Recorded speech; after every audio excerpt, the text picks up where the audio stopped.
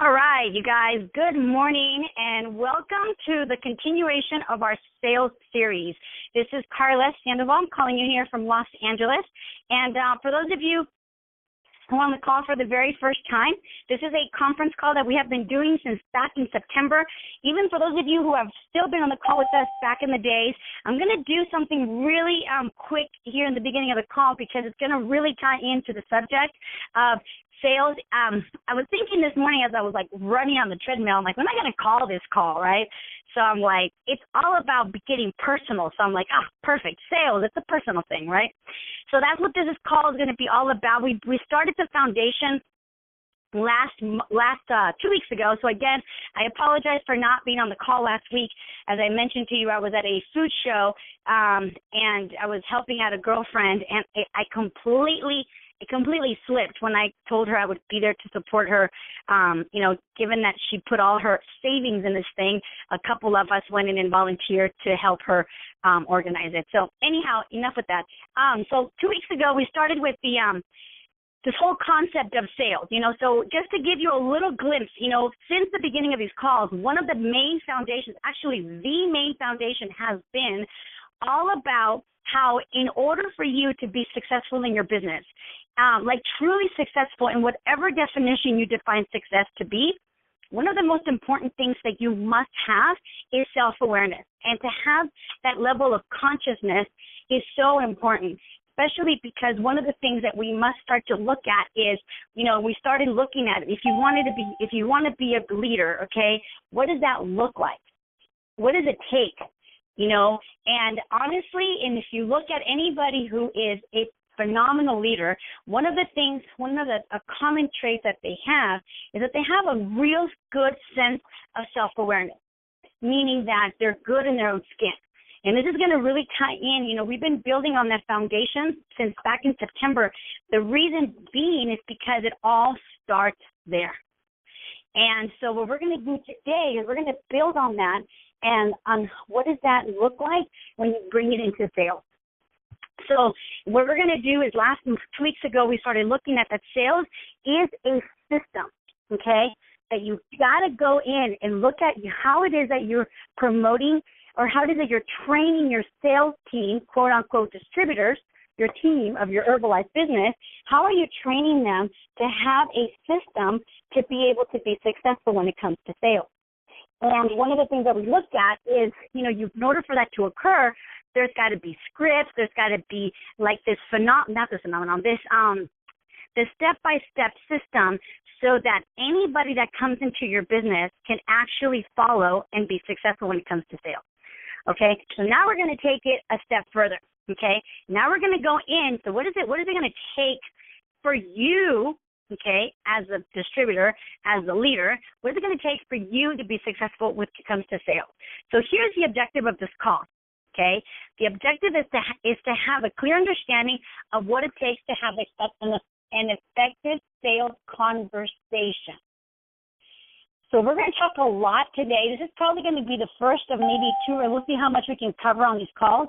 But this is a lot of content that I have here. And one of the things that we're going to talk about is when you are doing a sale is nothing more than a conversation, okay? It's how to have those engaging conversations that will create an aliveness and a connection with your client, therefore resulting in them taking action, therefore making a sale. I'm going to say that again, okay? So we're going to take a look at what is to have a clear understanding of what it takes to have an effective conversation. That's all sales is an effective. That's the key word, though. It's not just a conversation where you're just talking and the prospect is listening, which is one of the most common mistakes that most people do. I know I did. I remember my brother Eric used to always tell me, Karla, you don't got to be right to make a sale. Because there I was, yapping, talk, because I wanted to be right. I wanted the prospect to know that I was right, and I would not stop talking, okay? So here's one of the things one of my mentors, Ron Rivera, taught me, and he said, whoever talks the most gets convinced. So whoever's speaking the most, like right now, for example, in the next 30 minutes, the person who's going to be the most convinced, it's going to be me. So what we're going to take a look at is how to have, and you might want to write this down, okay, is how to have those engaging conversations that create an alignment, meaning that your prospect feels alive and not bored and dull and irritated, okay? How do you have those engaging conversations that create this aliveness and a connection with your client so that they can take action, quote unquote, therefore you're making a sale? So let's think about, how do you feel? What I first want you to do, and I wish I could take a poll here, is how do you feel about sales? So this is the first thing we're going to look at, okay? What is your attitude towards sales? So here are the 4 categories. A is I love it. B, I like it when it works. C, I do it because I have to, okay? D, I really don't like it. And E, I think our products should sell themselves. Okay, and I wish I could, unmute you guys, but I want you to just take a minute and think about that. So how do you feel about it? Do you love it? Do you like it only when it works? Do you do it because you have to? Or you really don't like it? Or you feel that the product should sell themselves? And here's the thing I want you to understand, is that your attitude and how you feel about sales will completely, and I think nobody will be surprised to this, this will be completely determining how your conversation goes. So, if you have the attitude of, I love it, you might be more engaged with your client. You might be more interested in what they have to say. And we're going to talk a lot about that in these next couple of series calls. Okay. But if you've got this attitude that the products sell themselves, and I know this is where a lot of us fall into, and yes, our Herbalife products are great. There's no doubt about that. And here's the thing you must understand. The client for the very first time, the person that's sitting in front of you for the very first time, if they have never tried them, even if they've only tried one sample, they don't know. Now, you can argue, well, yeah, but their neighbors, got on the product and have phenomenal results. Well, that's great, but they still don't know, okay? And sometimes when we feel that the product should sell themselves, we get a little cocky. And we get a little lazy. Like, well, you know what I mean. I'm not going to spend a lot of time with that. So here's the thing you want to get. One of the things, depending on, regardless of your attitude towards sales, like if you think you love it or you just really dislike it, I want you to stop and take a moment and think, how important do you think sales are to this economy? Not only to the state economy, to the country economy, to the world economy, and to your home economy. Seriously, you guys, sales is what moves the world. And you can argue with that, okay? You can say, well, no, because here's the thing. If you think, well, what happens if all the doctors strike, okay, go on strike for a day? Well, people will probably pass away, people will be ill, et cetera. If all the doctors in the world went on strike for one day, okay? I mean, I don't want to say nothing will happen, but nothing severe will happen. But here's the thing.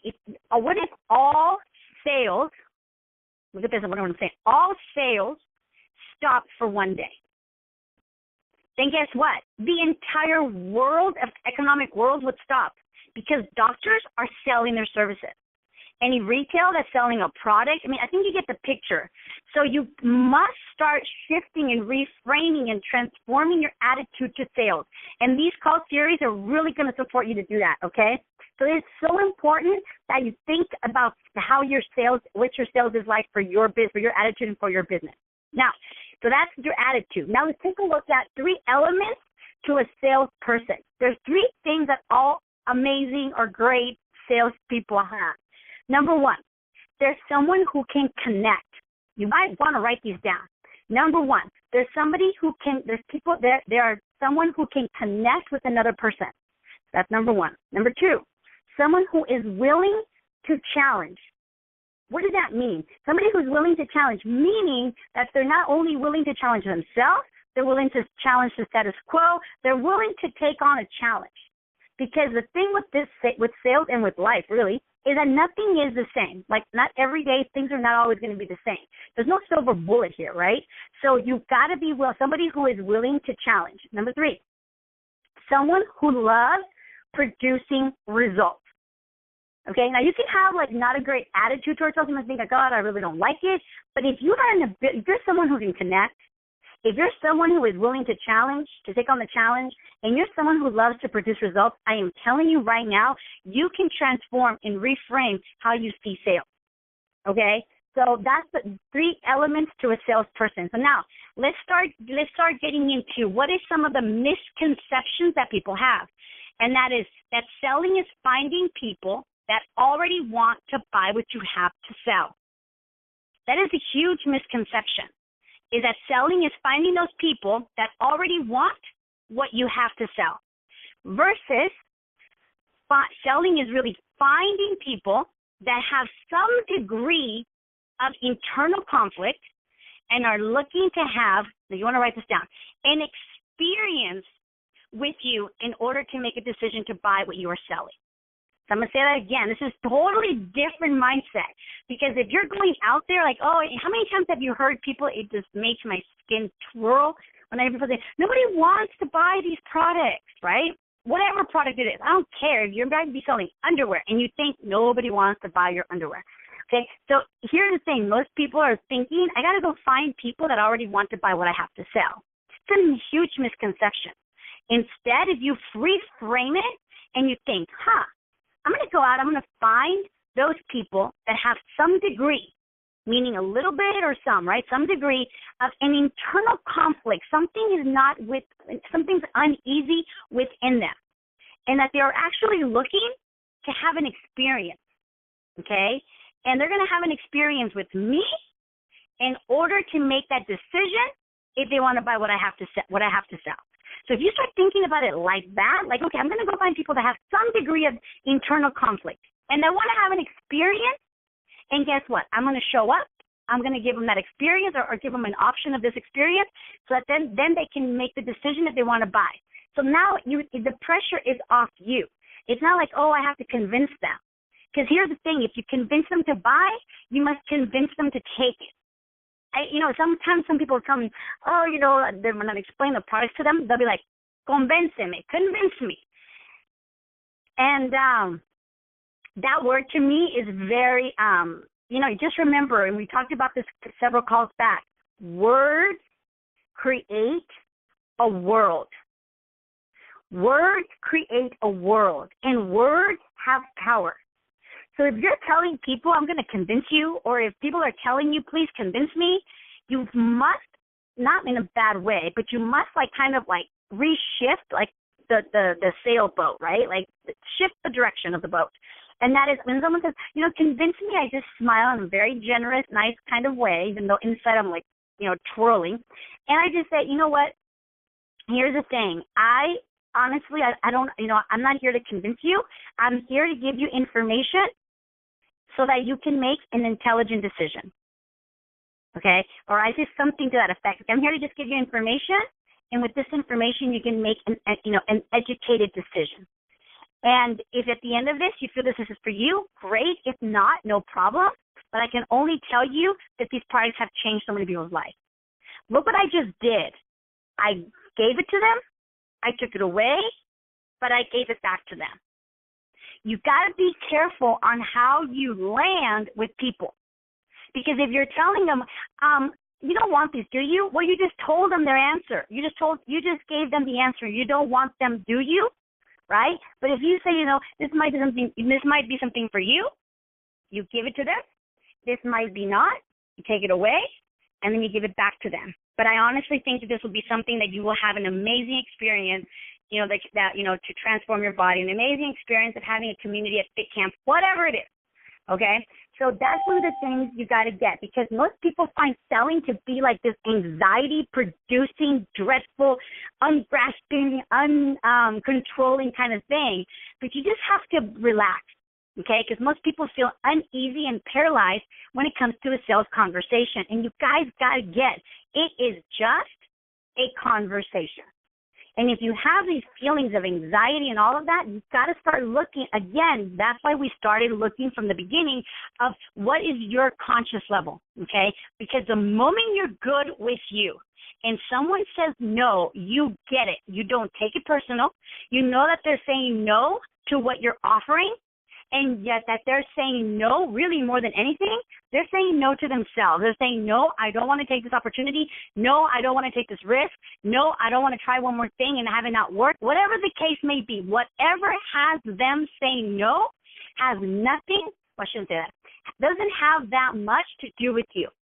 Okay, when it comes to sales, it does have something to do with you because it could be your attitude, it could be your tone of voice, it could be the way you treat them, it could be the conversation. But for the most part, I would say 60% of their decision has to do with them. Okay, now let's ponder on these ideas. Number one, what if your sales conversations could be like this enlivening, full of heart, empowering for both parties? What if the conversations can be like really enlive, like you're just alive and your prospect is alive, it's full-hearted where you have this connection and you both are left empowered. Okay? Number two, what if they made you feel good about yourself and the impact on your business and the people you're engaging with? So let's ponder on this idea. What if sales could make you feel good about yourself and the impact on your business and the people you're engaging with? Now, there are endless ways to approach sales, okay? So I'm not saying that what we're about to talk about is the only way. This has just been my personal experience when it comes to sales and getting results, okay? So my personal commitment is that by the end of this lesson, of the whole series, is that you will start to associate sales with the real enlivening experience of you and for your prospect. So that's my commitment, that by the end of these sales series, you have a new association, a transformed, reframed association when it comes to sales. And you're actually going to associate sales with this really pleasant, enlivened, full of just empowered experience for you and your prospects, okay? Because there's only one element that will change your relationship to sales forever if you really commit yourself to this, and that is if you take it to heart. Okay, that's the one element that will change and reframe and transform your relationship to sales, is if you really commit yourself and you take with this concept of these sales series, if you really take them to heart and if you really apply them, okay? So here's the underlying premise, okay? And here's one, let's start building on this foundation of why do we find, some people find sales so challenging. Here's the underlying premise. People hide. Think about that. People hide. We all hide, actually, to be honest with you. People hide. They hide from each other. But more importantly, they hide from themselves. Let's talk about what does that mean. See, because in a sales conversation, what people really want, what they really, really want from you when they're talking to you, is for you to find them, so that they can have a new experience of themselves. I want you to just sit with that for a minute. People hide from people, and people hide from themselves. And in a sales conversation, in an effective, again, that word, right? In an effective, empowered, and like an enlivened experience conversation, what people really want is that they want you to find them. And by you finding them, then giving them a new experience of themselves. So let's take a look at that means, okay? Because you're probably going, what the heck are you talking about, Karla? So here's what I'm thinking of. I'm not thinking. Here's what I mean. Let's just say, let's take a, okay, so for example, I'm going to take on my personal experience because that way I'm not putting anybody on the spot. So about last year, as all you know, I did this bikini competition, right? And I was going around, I was going around interviewing different personal trainers. And as I was interviewing, I actually interviewed four personal trainers.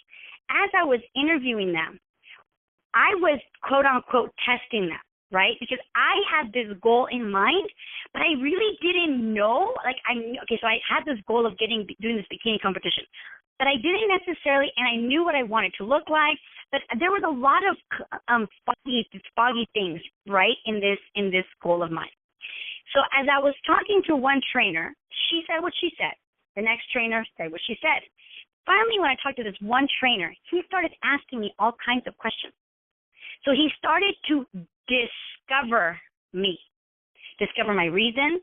He's like, well, you look really great. Why are you wanting to do this? And I told him this, what happened and this thing and da-da-da-da-da-da. He asked me all kinds of questions. And it was almost like he was literally discovering me. And in the process, I was discovering and unveiling myself to him and unveiling and coming out for myself. Remember, the one that speaks the most is the one that gets convinced.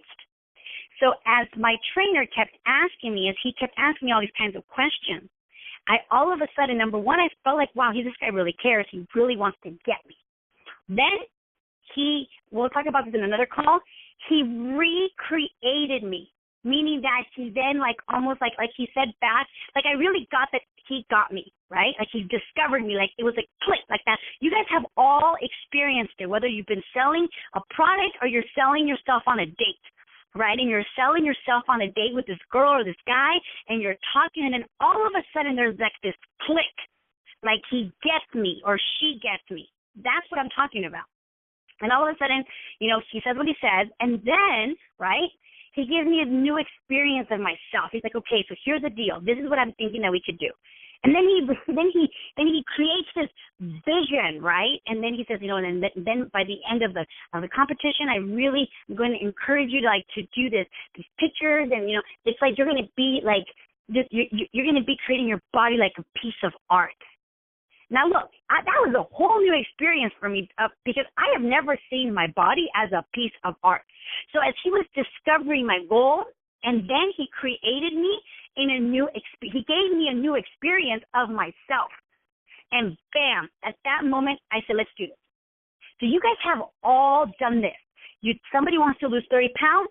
You get why, and you really dig, you discover them, and then you give them a new experience of themselves, and you paint the picture. You don't just say okay, well, here, let's take a shake, and this is going to make you feel better. But you really create an experience for them, how they're going to be part of this community. The Fit Camps are here to support you. We're here to cheer you on, and you create this whole world of an experience that they've never had before. Bam, sales is done. Okay, so that is what we mean by sales. It's a personal thing. You've got to be willing to get personal. And again, the people and we're going to talk about this in another call, but what stops us from doing this is fear of the unknown.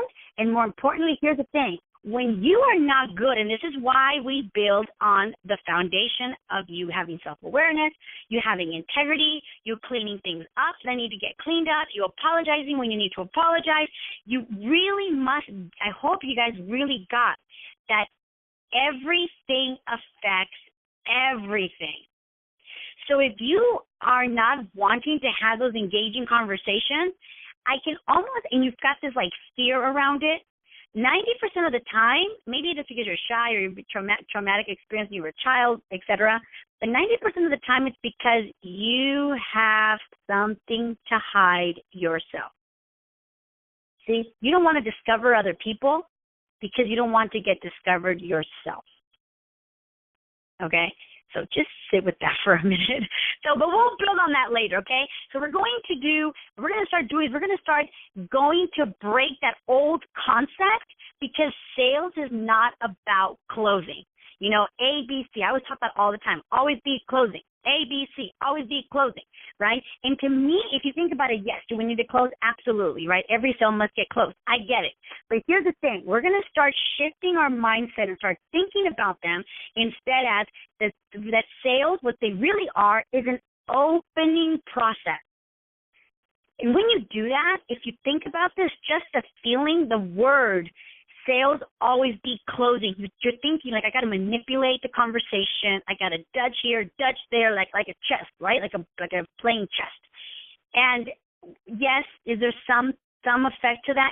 Maybe. But here's the thing: what's so less stressful and what's so much more fulfilling is when you approach conversations or a sales conversation from an opening process, where you're actually opening the conversation and discovering the other person. So the opening process really is facilitating another human being in opening up, okay?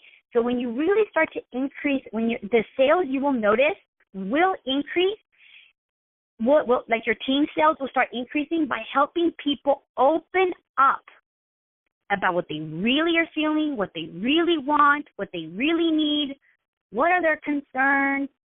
So if your sales are kind of stagnant or you want to boost them up, start getting personal. Meaning, hold on, okay? I don't mean personal like you're like questioning that you have more than one girlfriend, not like that. What I mean is be open to having those open conversations, okay? Because it is in the inquiry that will make all the difference. Be curious, okay? It is the inquiry that will make all the difference. So, okay, we all know that people love to buy. We all do. But honestly, most people buy based on emotional decisions. Very rarely do they actually become logical. Okay, so what does that really, really mean? And what that really means is, yes, people want to buy products and they want to buy services, because what they're really looking is for an emotional connection, like something like, for example, maybe you want to buy, like some people think, going clothes shopping when they're feeling down and depressed or whatever. They want to alter their experience of themselves. So then they go and then they put on these beautiful shoes and then they buy them. It's an emotion. Do they really need them? No. Do they have a thing to wear them with? No. But it's emotional, and then yes, they go and buy them. But that is not the whole story. Okay, that is not the whole story. Here's the thing, you guys. People are most likely to buy and continue to buy when they've made an emotional connection to you in those first sales conversations. So, yes, people will buy from impulse. Yes, they will buy, the products and the shakes because they taste great. Yes, they will buy the tea because it gave them a ton of energy. Yes, they will buy a program because their neighbor lost some weight. But that's not the whole story. At least that's not how you build a lucrative sales business, okay? How you do it is that people will buy and continue to buy, that's the key word, right? And continue to buy when they've made an emotional connection with you. And how they do that, how they start getting emotional with you is by building those opening conversations. Having those effective conversations where you really you start getting curiously, I love this word, you're curiously engaged, where not only are you listening, but you're really curious about what they're experiencing, what they need, what they're feeling, etc. So this is the foundation. It's already almost 30 minutes after, so I want to respect your guys' time, and I'm going to open the call for questions. But one of the things I really want you to get, I want to leave you with, is that it is that emotional connection to you, okay, to you, that connects them to something real and something that's alive with themselves. And that's really what they're looking for, okay? It is, you will be the access to them having an enlivened experience and this real sense of connection with themselves. So I want you to just ponder on that, because I want you to start practicing this week. Here's the homework, okay? Start having conversations where you are the one that's talking the least. And you start having conversations where you start asking a lot of questions. Don't be in a hurry, okay? People really, when they have that emotional connection to you in those first sales conversations, they're going to continue to buy because of that. Because they're going to have an experience with themselves through you. That's why the clubs are so effective, you guys, because people at home don't feel good about themselves. Maybe people are not appreciating them, whatever. All of a sudden they go to your fit club, they go to nutritional clubs, they go to the HOM, they go to the STS. They don't necessarily go there for the product or the event. Yes, they do eventually, initially, but why they continue to go is because, now think about this, is because they have a different experience of themselves every time they're there. You guys got to get that. Okay, and what I'm going to do is next week I'm going to hear about what did you discover with this conversation, and we're going to build on now. The next week is we're going to talk about what is it going to take to have a 10 to 25% deeper connection with themselves and how you can create that. I'm going to give you tools and techniques on how to do that. So I want to respect your guys' time, but in conclusion, the homework of this week, start having those engaging conversations. Get curious, be in the inquiry, and I want you to come back next week and tell me how it went. So don't hang up. I'm going to open the lines, but let me stop the recording. Hold on.